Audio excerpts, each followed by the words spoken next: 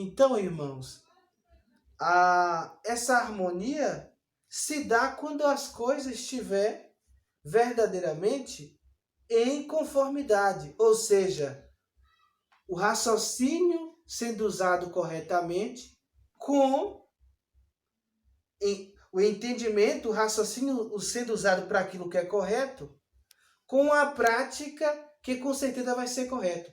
Se você está usando a sua mente, o seu entendimento, a sua razão em fazer aquilo que agrada a Deus, em orar, em ler a palavra, em ler a Bíblia, em visitar os doentes, em visitar as pessoas que precisam, dar uma palavra para alguém, em estar indo à igreja congregar, buscar o Senhor, em evangelizar as pessoas lá fora, é óbvio que você está usando o raciocínio que Deus deu ao homem, a razão que Deus deu ao homem para o que é certo.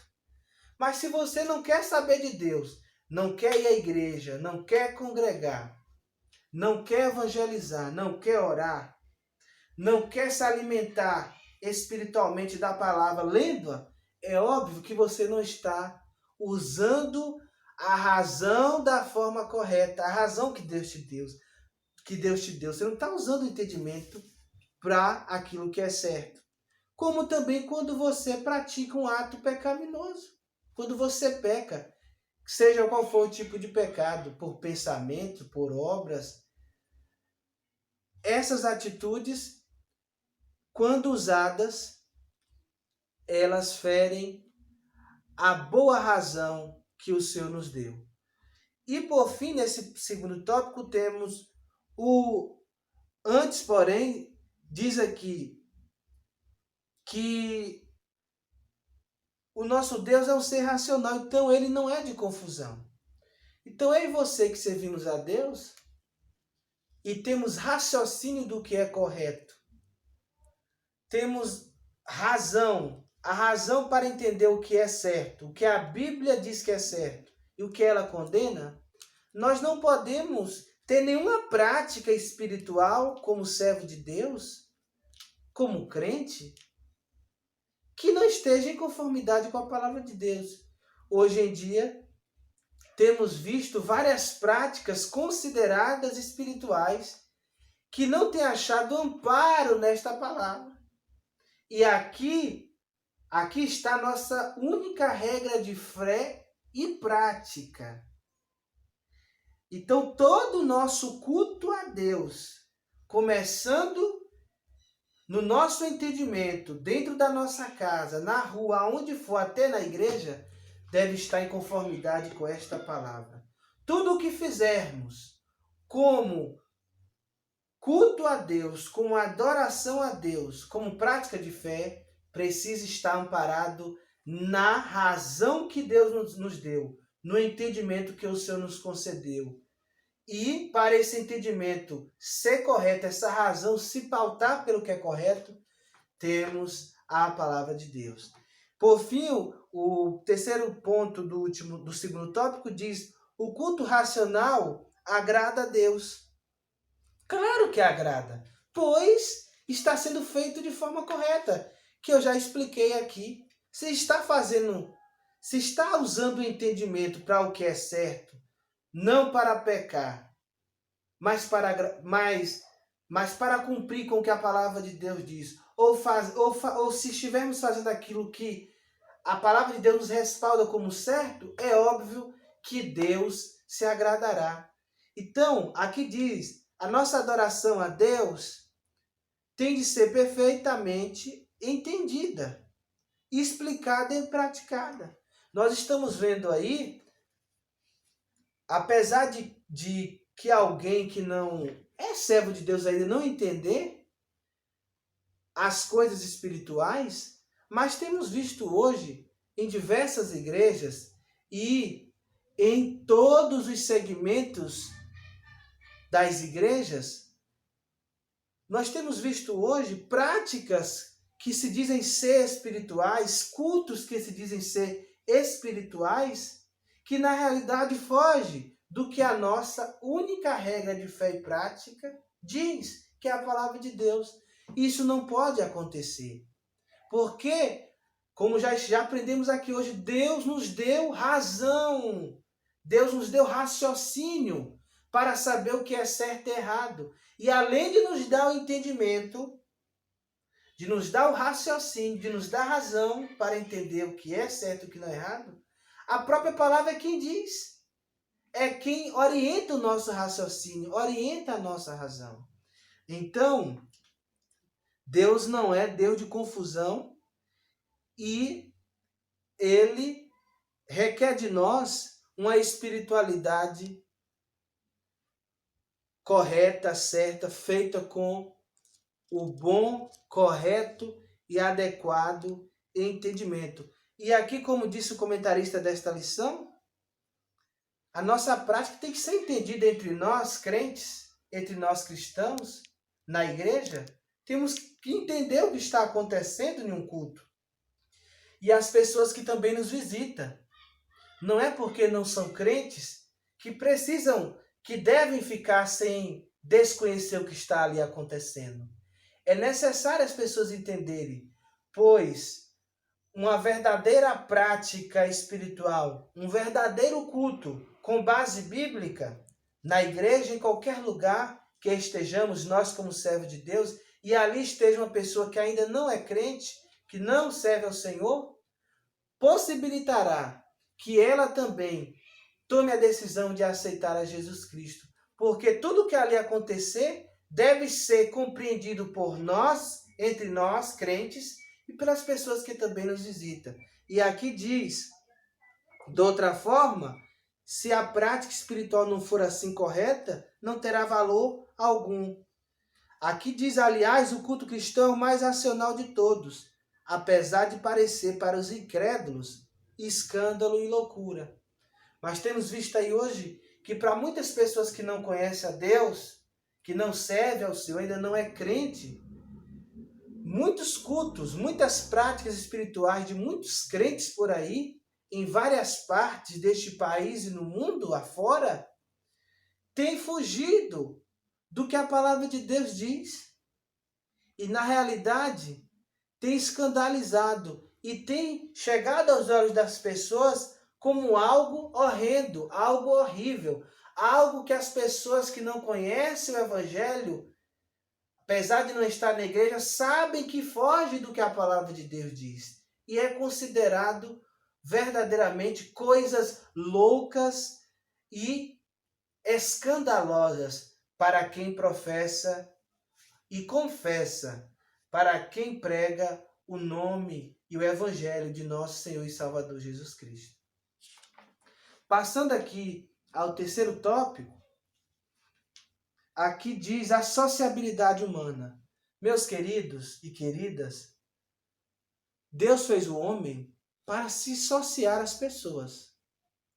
Então, se você crente, você que não é crente, você católico, seja quem for, Deus nos criou para conviver com pessoas, para andar com pessoas, para estar com pessoas, para ajudar pessoas, para falar com pessoas. Deus não fez o homem para viver só, para ser incomunicável, para ficar no canto, de forma alguma. Existem crentes que querem ficar no canto, querem ficar solitários, não querem se incluir aos demais irmãos em sua igreja. Existem pessoas também que não são crentes e querem ficar dentro de casa, dentro de um quarto. Não querem conhecer outras pessoas, não quer se associar a outras pessoas, não quer comunicar a outras pessoas, conversar com outras pessoas. E a Bíblia condena esse tipo de prática. A Bíblia condena. Pois, por que condena? Porque o objetivo de Deus ao criar o homem é que ele fosse sociável, que se associasse às pessoas. Se assim não fosse, ele não teria criado, depois de ter criado Adão, ter criado Eva. Quando ele procura, quando a Trindade Santa toma a decisão de criar a mulher, antes eles disseram, não é bom que o homem esteja só. Far-lhe-ei uma adjuntora, uma auxiliadora. E da costela de Adão, o Senhor trouxe a primeira mulher. Trouxe a primeira mulher, porque o homem precisava de alguém para se interagir, para se associar, porque a solidão, o próprio Deus, desde o início, viu que não é boa, é prejudicial. Aqui diz, nesse tópico 3, o primeiro ponto, a solidão é nociva ao ser humano, ou seja, é ruim, é prejudicial. Adoece o espírito, adoece a alma e também o corpo. E aqui diz, no período da criação, a única coisa que Deus afirmou não ser boa foi a solidão. Por isso criou Eva para Adão. Também, diz aqui, por esse motivo, Deus fez a mulher, para que o homem tivesse uma companhia idônea e sábia, que é o que eu acabei de dizer aqui. Somente os que se insurgem contra a verdadeira sabedoria de Deus busca viver isolada e solitariamente. Só quem vai de encontro a esta palavra, que não acredita nesta palavra, que não entende que o que aqui diz nesta palavra é o correto. Mas todos quanto compreendem esta palavra, usa a sua razão para o que é certo e compreender o que é certo e correto, o que é correto e o que é correto e certo é a palavra, ele tem toda a certeza que ele precisa estar entre pessoas, precisa conversar com pessoas, precisa viver ao lado de pessoas, precisa ajudar as pessoas, amar as pessoas, cuidar das pessoas, proteger as pessoas, socorrer as pessoas, porque nós somos seres sociáveis. O ponto 2 diz do terceiro tópico, a família é a origem da sociedade humana. Por que a família é a origem da sociedade humana? Aqui diz a família é o mais importante que a sociedade, mais imprescindível que o Estado. É tanto que a Bíblia nos dá respaldo a dizer que a família ela é anterior à sociedade, à criação da sociedade e à própria criação do Estado. E aqui diz ainda que tanto o Estado como a sociedade depende do quê? Da família, depende de um lar. O Estado, para existir, depende da família. A sociedade também. Foi através da família que surgiu o quê? A sociedade e também o Estado. A família é uma constituição primária. Quando Deus cria Adão, e ao ver que sozinho seria ruim para ele, e cria a mulher, Eva, estava se iniciando ali, estava constituída ali o primeiro casal, mas também a primeira família, que depois de serem expulsos do jardim, este casal também veio se aumentar com os filhos que Eva veio ter, como Caim e Abel. E daí vieram outras famílias a partir dos primeiros seres humanos, que foram Adão e Eva. Vieram outras famílias a existir. E a partir daí veio o surgimento da sociedade, também depois do Estado, né? Mas aqui nós vemos que a importância do ser humano como a base para a sociedade, como estrutura da sociedade e do próprio Estado, né? Aqui diz no ponto 3, a Igreja de Cristo, a sociedade perfeita. No Novo Testamento, a Igreja de Cristo é apresentada como a sociedade perfeita, porque nela todos formamos um único corpo. Está em 1 Coríntios 12, 13. Então, o apóstolo Paulo, escrevendo aos gregos em Coríntios, ele coloca o crente, coloca a igreja na época, e ainda hoje como um povo que forma uma sociedade perfeita. É claro que nós crentes temos falhas, nós erramos, nós pecamos também. Nós não somos perfeitos, não somos super-heróis. Estamos no caminho da perfeição. Mas Paulo considerou assim nós como uma sociedade perfeita, porque é um povo dotado de um novo pensar, um novo agir. Somos hoje, melhor dizendo, uma nova criatura. E aí a Bíblia diz que as coisas velhas, como o próprio apóstolo Paulo diz, já se passaram e tudo se fez novo. Quem roubava não rouba mais, quem matava não mata mais, Quem se prostituía não se prostitui mais, quem bebia, quem estava impregnado nos vícios, não está mais. Somos novas pessoas, temos um novo falar, um novo agir. Temos respeito hoje da sociedade, muitos não tinham antes, muitos não tinham caráter, hoje têm. Então nós vemos aí uma perfeição de pessoas. As pessoas estão tomando uma condição correta na vida, na sociedade. E essa posição correta que as pessoas passam a tomar, os servos de Deus, pode sim ser considerado como uma condição de alguém que está vivendo uma vida perfeita. O tópico 4 tem por título o seguinte: a liberdade humana. E o primeiro ponto 1 diz o livre-arbítrio.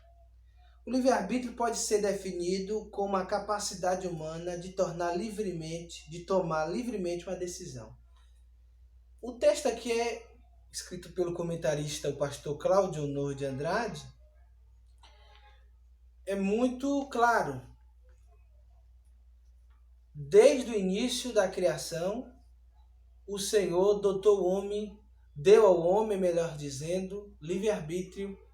E como aqui bem colocou o comentarista, o livre-arbítrio é definido como a capacidade humana do homem e da mulher de tomar livremente, sem impedimento, uma decisão. Deus deu isso. Assim ocorreu com Adão e Eva. Por exemplo, Deus os fez, primeiro Adão, depois Eva, colocou-os no jardim, mas deu liberdade. Por exemplo, quando o Senhor deu uma ordem que eles poderiam comer de todos os frutos do jardim do Éden, mas apenas um não poderia, apenas um, exceto um, que era do fruto da árvore da vida, do bem e do mal que ficava no meio do jardim.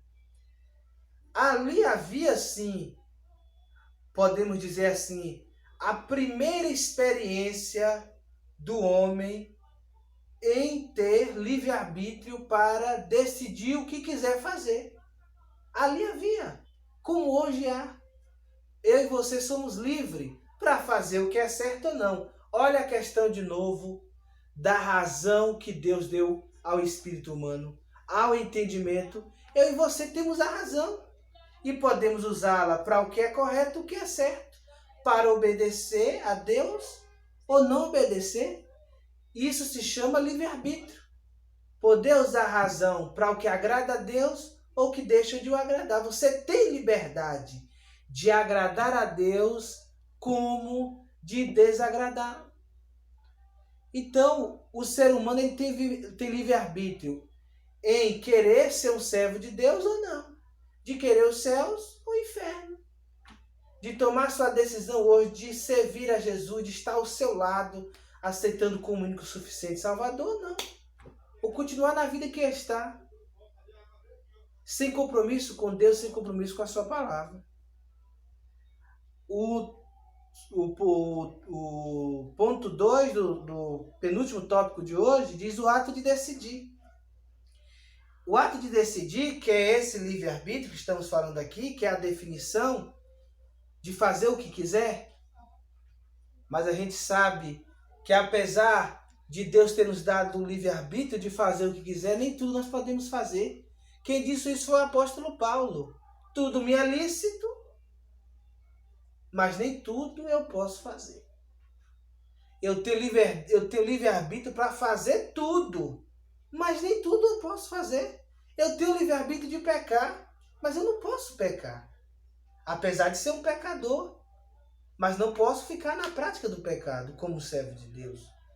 E você que ainda não serve a Jesus, você não pode continuar na prática do pecado. Você precisa se libertar e passar a ser uma nova criatura e tornar-se livre. Só Jesus pode fazer você ser livre, né? E a palavra de Deus é a chave para você se tornar livre. Porque o próprio Jesus disse: conhecereis a verdade e a verdade vos libertará. Então, esse direito de livre-arbítrio foi dado desde Adão e Eva, desde os primeiros homens, Desde o primeiro casal da humanidade já havia esse direito que foi dado por Deus. Mas cabe a mim e você, meu irmão, minha irmã, meu amigo, você que está ouvindo essa pré-aula hoje da Escola Bíblica Dominical, cabe eu e você fazer o que é certo ou o que é errado. E nós, com a ajuda de Deus, com certeza, queremos fazer o que é certo. Aquilo que é bom, agradável e perfeito aos olhos do Senhor e às pessoas também que nos rodeiam. Então é um direito que o Todo-Poderoso nos concedeu. É o que diz aqui o segundo ponto desse penúltimo tópico. O último ponto, o terceiro do penúltimo tópico, diz a soberania divina. Aonde entra a soberania divina? Nessa questão de liberdade para o homem decidir fazer o que quer. Se Deus nos deu o livre-arbítrio, por que a soberania nesse meio? A soberania não deveria ser nossa? Na realidade, não. O poder de decisão, sim, mas a soberania de decidir, ou de quem sabe o que é melhor para nós, isso só Deus tem. Só Deus tem esse poder. Só Ele sabe o que é melhor para você. Nem sempre nós sabemos o que é melhor para nós, mas Deus sabe, por isso Ele é soberano. Ele conhece o dia de amanhã. Então, aqui diz o livre-arbítrio humano e a soberania divina não são excludentes. Um não exclui o outro. Um não consegue, de forma alguma, não é que ambos não conseguem viver soberania de Deus com o livre-arbítrio do homem. De forma alguma. São perfeitamente harmônicos. De que forma? Quando eu e você, que está ouvindo essa pré-aula, quando eu e você, usando a razão da melhor forma possível, a verdadeira razão, que é a advinda do conhecimento de Deus e da sua palavra, quando eu e você, usando o entendimento para o que é o correto, a nossa liberdade, o nosso livre-arbítrio, para fazer o que é da vontade de Deus, a nossa vontade, o que a gente estiver nos fazendo, vai estar em conformidade com a vontade de Deus, que é a sua soberania. Logo, não haverá aqui uma desunião entre a nossa vontade e a vontade de Deus, mas sim, a nossa vontade vai estar em conformidade com Deus, em conexão com o que Deus quer. E para terminarmos essa pré-aula, terminamos com o seguinte subtema: a criatividade humana e o trabalho. Primeiro ponto, a dignidade do trabalho. Meus queridos, minhas queridas, Deus, Ele deu o trabalho ao homem, ou criou o trabalho desde Adão e Eva. E não criou para que o homem seja humilhado, pisado, como acontece, para que seja mal visto, como escravo, de forma alguma. Deus criou o trabalho para Adão e para nós hoje, como oportunidade de dignificar o homem, de que o homem possa poder sustentar a si, a sua casa, a sua esposa, seus filhos, a sua família, a si próprio, para que o homem possa crescer financeiramente, por que não dizer, prosperar financeiramente, por que não dizer, comprar carro, moto, casa, possuir bens imóveis. Isso não contradiz a palavra de Deus de forma alguma, porque essa dignidade do trabalho permite eu e você conquistar aquilo que é bom e agradável, aquilo que também é necessário. Aqui diz, Deus criou o homem para trabalhar a terra, ará-la e transformá-la, a fim de torná-la habitável. Então, essas foram as tarefas do trabalho que tinha Adão e Eva quando Deus assim os criou. Era para essas tarefas, não era para humilhá-los, não era para que fossem escravos, não, de forma alguma, mas para que eles cuidassem da terra, pudessem ará-la, transformá-la e que pudesse chegar a uma condição de ser habitável, como devemos fazer assim hoje. Cuidar do meio ambiente, cuidar da terra que Deus nos deu, porque a terra é nossa, dada por Deus, e de forma alguma nós podemos prejudicá-la, podemos destruir com o nosso ecossistema, podemos destruir com o meio que vivemos e que precisamos para viver, que é a terra, o nosso meio ambiente, de forma alguma. Então precisamos entender também essa relação que tem o meio ambiente com o trabalho. A gente precisa do meio ambiente para viver. Viver de que forma? Para respirar, mas também para trabalhar. E ninguém consegue viver também sem um trabalho. Então essa relação, sem meio ambiente não há trabalho. Então há essa relação desde Adão e Eva, com o Jardim do Éden.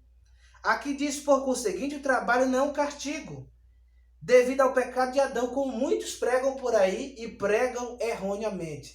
Se você pensa assim, eu tenho pregado e ensinado desta forma, a palavra de Deus não ensina desta forma. Por quê? Porque a Bíblia ensina que o trabalho desde Adão e Eva é uma bênção a todos os descendentes de Adão.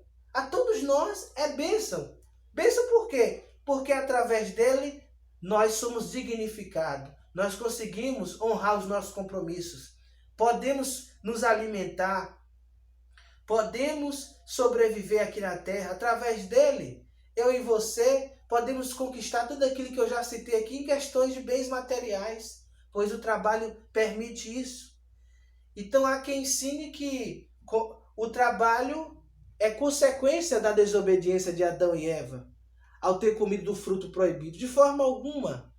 O que foi consequência foi trabalhar, e nesse trabalho, tudo que ele viesse conquistar, viesse ser através de muito suor, de muitos espinhos, de muita dor, de muito sofrimento. Então tem isso. O trabalho em si não é mal, é bênção. Só que nós sabemos também que mesmo ele sendo bênção, a gente sabe que o trabalho não é fácil, pois todos nós que trabalhamos sentimos na pele, na mente, no corpo, as dificuldades do que é lutar para conquistar o pão de cada dia, do que é trabalhar para manter as nossas contas em dias, para honrar os nossos compromissos. Então, a gente sabe que é uma bênção, mas tem dificuldades. E na realidade nada é fácil. É preciso ter esforço para conquistar o que a gente queremos. É o que nós sempre falamos. Para terminar, aqui diz, a queda apenas tornou as atividades laborais mais árduas e estressantes. É o que eu acabei de falar. E por fim, o ponto 2 do último tópico da lição, dessa pré-aula, diz a criatividade humana. Os descendentes de Adão trabalharam metodicamente, desenvolveram em pouco tempo as mais variadas técnicas. Rapidamente evoluíram. Na terceira geração, já dominavam a agricultura, a pecuária, a metalurgia e a arte musical. Todavia, jamais podemos ultrapassar os limites que o Senhor nos estabeleceu. Nós vemos que os homens lá atrás, como narra bem o livro do Gênesis, chegaram a criar até uma torre que chegava próxima aos céus, mas sabemos que tudo deve ter limite. Só que a gente não deve estranhar o avanço da tecnologia, principalmente nós cristãos. Não podemos entender como coisa do diabo o avanço da ciência de forma alguma, porque a própria Bíblia, como aprendemos aqui hoje, dotou-nos o Deus, o ser humano, de criatividade. Criatividade científica, criatividade tecnológica, artesanal, cultural e por aí vai afora. Então a gente não pode agir, não pode se escandalizar, não podemos ver como criação do inimigo, por exemplo, a internet, a televisão, o celular, de forma alguma. Agora, o mau uso da tecnologia, da ciência, da cultura, o mau uso da arte, o mau uso do celular, das redes sociais, quando tendem para aquilo que agrada a Satanás, é óbvio que é danoso, é prejudicial. Mas não quer dizer que todas essas criações que têm, na sua maioria, coisas boas e importantes, não podemos jamais dar os créditos ao diabo de forma alguma, pois Deus nos dotou de conhecimento e conhecimento para criar. Estamos chegando ao final desta pré-aula. Peço a vocês que estão assistindo que não deixem de dar o seu like, o seu curtir nesses vídeos que serão, essa aula que será dividida em 2 partes. Não deixa também de comentar, acrescentando alguma coisa, fazendo elogios e até mesmo críticas construtivas. Fique à vontade, mas também não deixe de compartilhar esse vídeo nas suas redes sociais. Que Deus continue abençoando e até a próxima aula na semana que vem.